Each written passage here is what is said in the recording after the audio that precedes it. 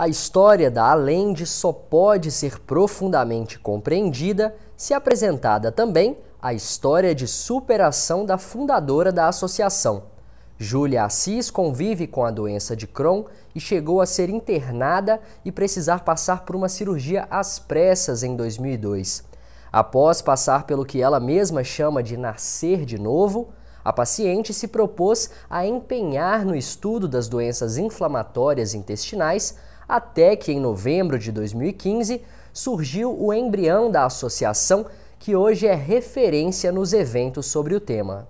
Eu acho que toda pessoa que passa por uma experiência de quase morte, ela não volta normal como ela entrou, né? Ela não volta da mesma forma. A gente aprende muito com isso, a gente aprende muito a valorizar o que é realmente importante na vida, né? Os pequenos valores que no dia a dia a gente não dá valor, a gente começa a observar que tudo na vida é muito importante, né? E junto com isso tudo, também, durante o período da minha internação, eu sempre fiquei com questionamento. Por que que eu não fui? Por que que eu continuei aqui na Terra, que eu tive essa nova oportunidade, né? E o que que eu vou deixar se eu tivesse ido hoje? Ou, enfim, a nossa vida, o que ela significa de verdade? A caratinguense Júlia é também cirurgiã dentista, mas depois de ver a importância das informações divulgadas pela associação, começou a se dedicar totalmente ao trabalho que é voluntário. De acordo com a fundadora e presidente da Allende, mais de 500 mil de pessoas já foram beneficiadas de alguma forma pela atuação da associação. Primeiro, o desconhecimento. Então, as pessoas em volta não têm empatia e não entendem o que um paciente está passando. Porque, às vezes, por não conhecer a doença, eles chegam a pensar que é frescura ou exagero, né? E uma outra coisa que impacta muito é que tem várias pessoas sofrendo de doença inflamatória intestinal e que não sabem. E não sabem por quê? Porque não conhecem os sintomas, não sabem que precisam de um médico e às vezes ficam tentando se tratar com medicamentos paliativos. E aí, aprofundando mais ainda, a gente identificou que os próprios profissionais de saúde também não conhecem a doença. E eu falo isso com muita tranquilidade, porque eu sou uma profissional de saúde, eu sou dentista e eu nunca estudei a doença inflamatória intestinal durante a faculdade e ela sim afeta a boca. Existem várias opções de tratamento disponíveis para as doenças inflamatórias intestinais que não levam à cura, mas podem fazer o paciente alcançar a remissão e ter uma vida normal. Nesse sentido, a informação tem poder muito grande de mudar a vida dessas pessoas.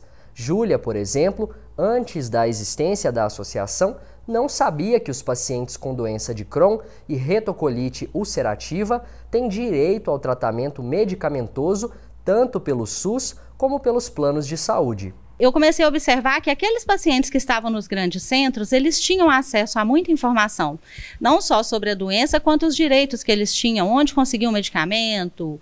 A jornada deles era muito mais facilitada pela troca de experiências que eles tinham entre eles e pelo acesso à informação, coisa que aqui no interior não acontecia.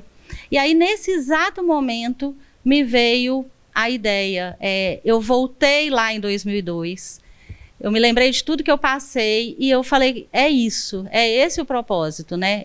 E aí eu tive a ideia de fundar a Allende, uma associação, a primeira associação de pacientes no interior do Brasil, mas para poder mostrar e tentar trazer para o interior as informações que os pacientes dos grandes centros têm acesso. O trabalho da Allende é dividido em 3 vertentes complementares, sendo elas o acolhimento e a orientação para os portadores das doenças e seus familiares, a promoção de reuniões mensais com palestras de profissionais voluntários e também a divulgação do tema por meio de palestras e eventos voltados para acadêmicos e profissionais da saúde, bem como, é claro, a transmissão de informações por meio das redes sociais. O Congresso da Associação é um dos principais marcos da estruturação da Allende no leste mineiro. Todos os projetos que a gente desenvolveu durante essa trajetória, eles foram desenvolvidos exatamente identificando alguma falha, né?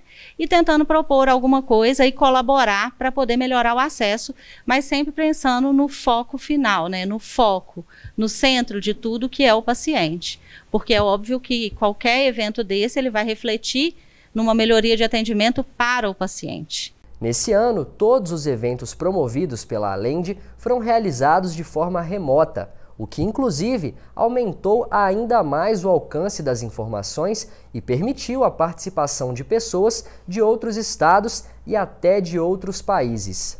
Esse ano o nosso WorkDI também teve que ser digital, e aí ele conseguiu atingir profissionais até de Manaus se inscreveram, do Brasil inteiro, participaram conosco da capacitação. A diretoria da associação é composta por 17 pessoas, tendo voluntários competentes por áreas administrativas, científicas e de comunicação.